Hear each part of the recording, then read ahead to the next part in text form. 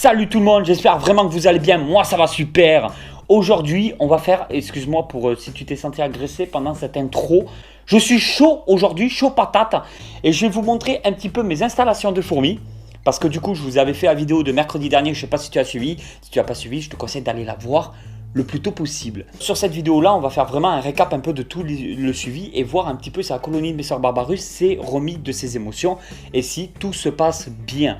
Et après on verra comment plus tard j'aménagerai l'aire de chasse des Messors. Donc c'est une vidéo un petit peu globale sur pas toutes les colonies que je possède, mais quelques-unes des colonies, en espérant que ça te fasse plaisir. Avant que cette vidéo commence réellement, je tiens à te dire que j'ai remis ce t-shirt que tu avais beaucoup kiffé. Voilà. Ceux qui l'aiment pas, eh ben, tant pis pour vous. Moi je le kiffe. Franchement, sans déconner. Je demande un film sur le sujet. Parce qu'il va falloir qu'on m'explique alors. Même le chef Otaku, il n'a pas vu venir celle-là. Dans la vidéo précédente, je t'avais parlé des Messors Barbarus. Du coup, je remets pas mal d'eau au niveau des nids. L'hygrométrie monte parce qu'on voit qu'il y a des petites gouttelettes d'eau qui se forment. En fait, le problème avec les fourmis, c'est qu'à partir du moment que les aires de chasse sont fermées, elles ont tendance, quand elles sont très nombreuses, à prendre l'aire de chasse pour une grande salle, tout simplement. Ce qui fait qu'elles se développent au-dessus, c'est là où elles créent le pain à fourmis, c'est là où elles décident de mettre du couvain, voilà, elles font plein de choses au-dessus qu'elles ne sont pas censées faire en temps normal, si c'est une aire de récolte ou une aire de chasse. Pour les Messors Barbarus, on appelle ça plus une aire de récolte. Le fait de laisser ouvert, comme c'est à l'air libre, elles ne peuvent pas se permettre de créer du pain à fourmis comme ça au-dessus. Et elles ne peuvent pas non plus se permettre de mettre les œufs, les larves, les nymphes et s'en occuper comme ça à l'air libre. Il peut y avoir une intrusion d'un prédateur, il peut y avoir n'importe quoi au-dessus. Donc c'est comme dans la nature, elles feront tout dans les salles, donc entre guillemets sous terre. Les fourmis qui se stabilisent, les Crématogasters scutellaris, il y a du couvain en fait, mais le couvain a changé de couleur. Je pense qu'il y a comme entre guillemets une petite diapose qui s'est mise en place dont le développement est vraiment au ralenti, mais ça reprendra de plus belle. Je voulais vraiment te montrer en priorité sur cette vidéo les Camponotus sanctus et les Camponotus fela et faire un petit peu un comparatif des deux. Le couvain, il est tout simplement énorme. Ça, ce sont les Camponotus sanctus qui sont entre les deux en fait. J'étais à fond dans les Camponotus fela, mais les Camponotus fela, elles ont un comportement, regardez. On dirait des statuettes, elles ne bougent pas du tout. Bon, après, si j'ouvre l'aire de chasse, elles vont se mettre à grouiller et à bouger, mais elles n'ont pas un comportement d'attaque. Elles sont surtout au niveau de l'alimentation sur du liquide sucré. Quand on donne des insectes, c'est pas faramineux à pouvoir observer. Il n'y a pas grand chose de très intéressant à pouvoir observer chez les Camponotus fela. Point positif, c'est que c'est très simple d'élevage parce qu'il n'y a pas besoin d'humidifier le nid. Elles mettent directement l'eau des abreuvoirs dans le nid elles-mêmes. En fin de compte, elles humidifient elles-mêmes le nid parce que j'ai jamais mis d'humidité dans le nid et vous voyez qu'il y a des traces d'humidité un peu partout. Donc c'est elles qui décident tout au long de l'année d'humidifier ou pas le nid. Elles sont grandes, elles sont jolies, mais niveau comportement, pour moi, honnêtement, elles ne sont pas du tout intéressantes. Les Camponotus sanctus, elles sont aussi grandes, c'est exactement les mêmes tailles. Elles sont un peu plus jolies parce qu'elles vont être à peine un peu plus claires que les Camponotus fela. C'est très ressemblant, franchement on les confondrait, mais elles sont quand même un peu plus claires les Camponotus sanctus, donc un peu plus jolies je trouve. Mais c'est surtout au niveau du comportement, elles sont quand même beaucoup plus actives.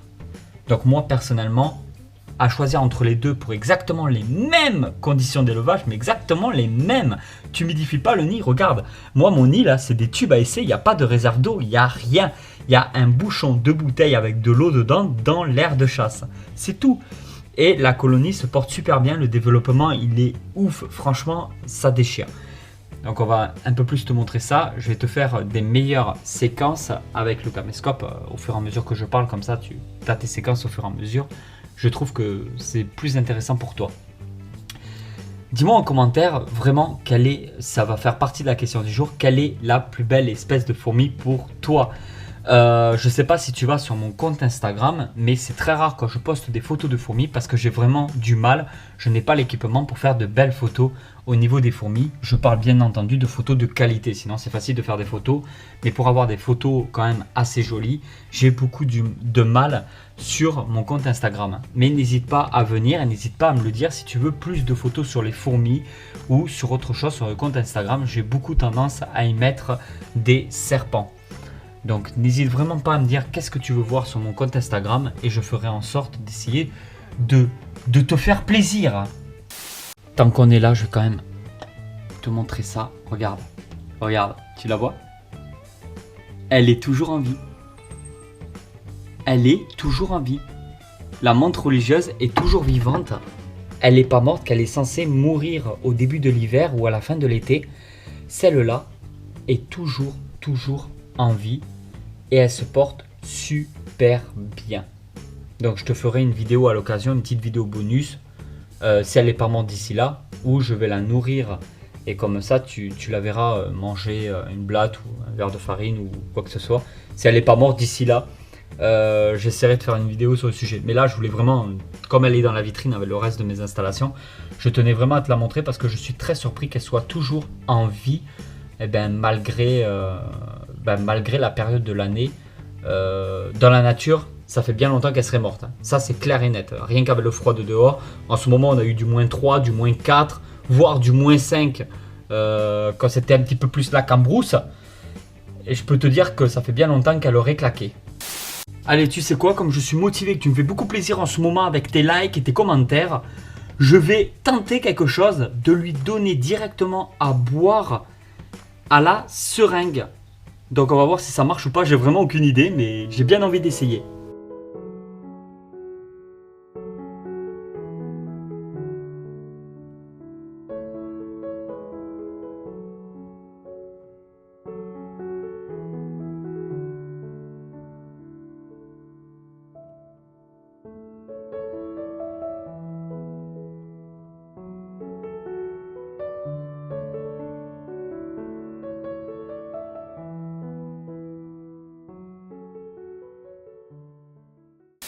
Fin février, je pense, début mars, on commencera à les sortir de Diapos, peut-être avant. Tout dépend si tout se passe bien ou pas. Si ça se passe bien, bon, on va les laisser un peu plus longtemps parce que pour leur faire quand même un bon hivernage. Et si ça se passe pas super bien, on les retirera un peu plus tôt. Mais il faut quand même leur faire prendre le temps, il faut qu'elles se sentent quand même en hiver pour pouvoir relancer une très bonne saison 2019. Et voilà tout le monde, j'espère vraiment que cette vidéo vous a plu. Si cette vidéo vous a plu, vous pouvez toujours, même si j'aime pas trop le demander, la soutenir avec un petit like ou un petit commentaire. C'est très important, ça peut aider un petit peu la chaîne. Et je vous dis à très vite pour une nouvelle aventure. Allez tout le monde, ciao ciao.